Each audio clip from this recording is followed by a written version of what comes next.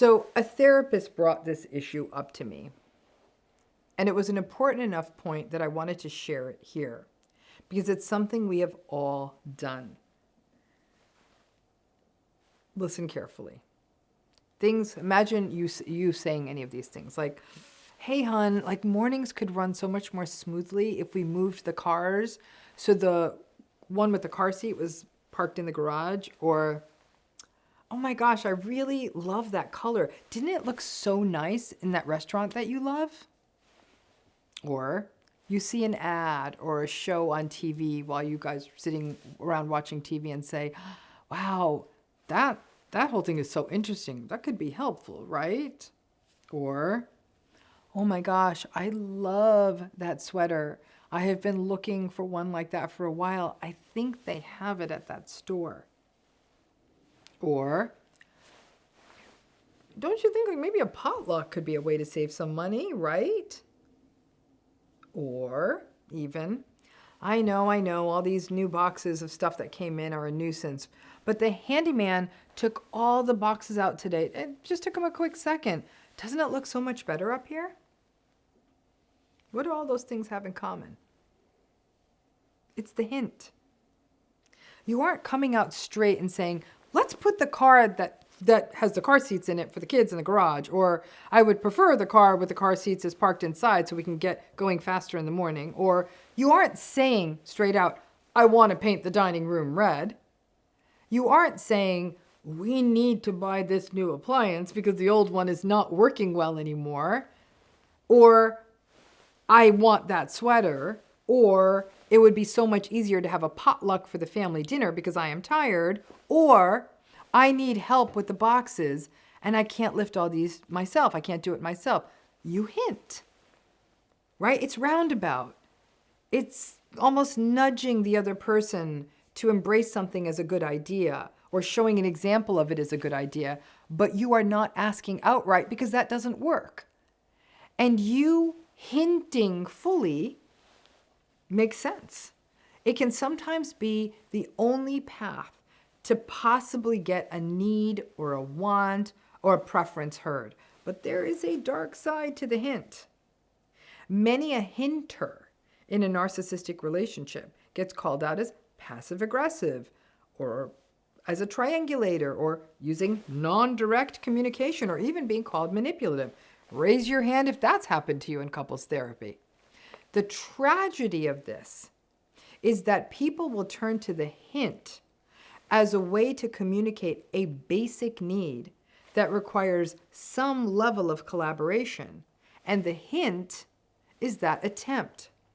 But unless the therapist or any supporter does not understand narcissistic relationships or narcissistic abuse, it's not unusual for people to think that the person doing the hinting is the problem, and not seeing the problem as being the person who shames the needs, the asks, the wants of the other person in the relationship. And listen, just because we voice a need or a want, it doesn't mean it's going to be met.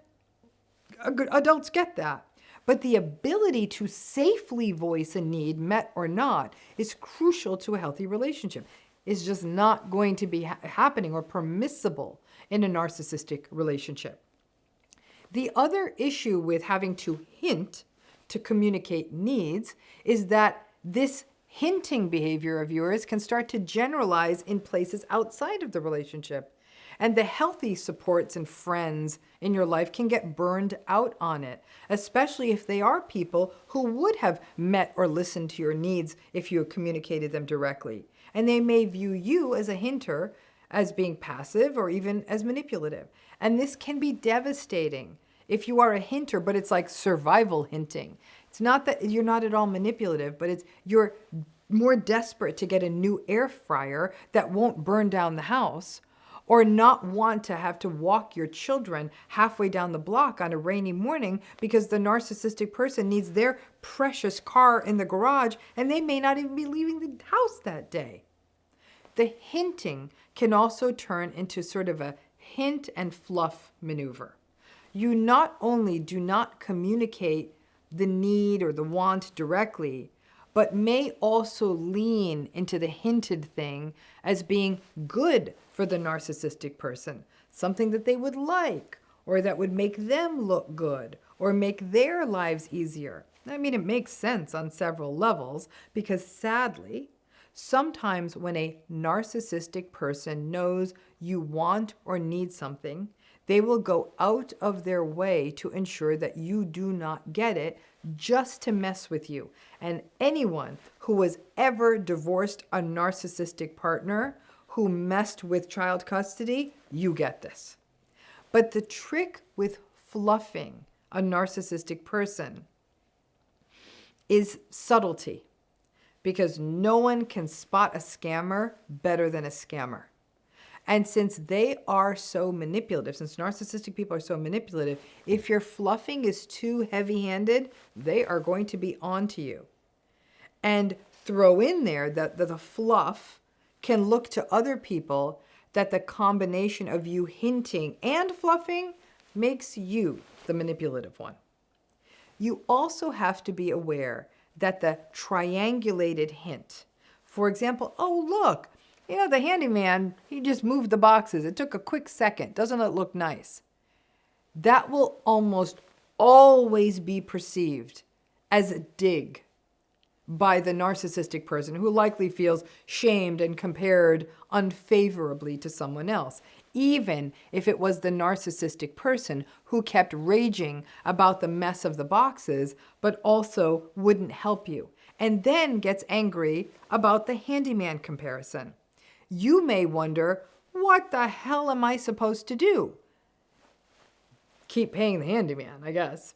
Because the narcissistic person is like a child living in a fairy tale movie, or a king that has a butler that feels entitled to the boxes magically being moved away and without them being told how that happened. And the fact is, this is a legacy behavior. Anyone who grew up with a narcissistic parent learned this hinting behavior in childhood. It may have been how you communicated needs as a child, or how you watched a parent get their needs met, like the less narcissistic parent or not narcissistic parent getting their needs met. You watch that dynamic. It's part of a larger triangulated dynamic in a narcissistic family. Nothing gets asked for directly. Everything is sort of point to thing A, suggest thing B to get thing C. It's exhausting, and it's demoralizing, and it's soul depleting. And many survivors of narcissistic relationships can feel a sense of moral injury, thinking like, well, I'm being manipulative to get this need met, or complicity. We are both equally bad. I don't know how to communicate, so no wonder my needs don't get met, or I can't share what I want or hope for or need in this relationship. And there are shelves and shelves of relationship books out there that will just make a survivor of a narcissistic relationship feel worse because you're the one who's not communicating. Relationships are 50-50. Well, actually, a narcissistic relationship is the equivalent of a needs desert, desolate, as hard to find as water. But somehow, the narcissistic people always manage to find the oasis and ensure that their needs are met through manipulation and all the other stuff. The fact is that even in a relationship, that sometimes, in any narcissistic relationship, we have to communicate needs and we cannot do things alone, or we must have the consent or agreement or cooperation of the other person, even if it's just signing a document. The hint, which for the hinter often feels so gross, can sometimes be the only clear path without either a big fight or being gaslighted or even completely being stopped and stonewalled to just get a simple need met. And the hinting can feel painful because it sucks to recognize that your partner or your family member or whomever the narcissistic person or people in your lives are, that they don't care that you have to walk in the rain with the kids in the morning to get to the car. They don't care that cooking for a holiday dinner is exhausting when you have a full-time job. They don't care that a little help around the house by them could make a huge difference after you are doing the disproportionate share of everything. So, what's the answer to this? This isn't easy.